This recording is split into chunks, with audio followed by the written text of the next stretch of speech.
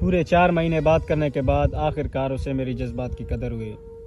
उसने आज मैसेज करके उस रात से पर्दा उठाया कि भाई मैं भी लड़का हूँ।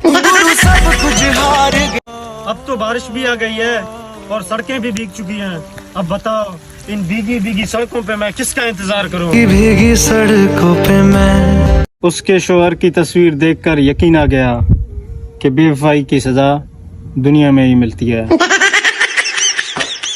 मुझ जैसे लड़के पे क्रश नहीं बस कर्जा होता है। सब कुछ हार गया।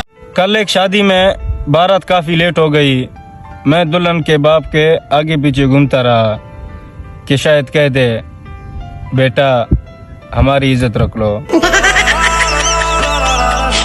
एक बात का खास ख्याल रखो दोस्तों, गर्लफ्रेंड कभी खुद से ज्यादा गोरी नहीं होनी चाहिए, वरना छोड़ते वक्त काला कहकर चली जाती है।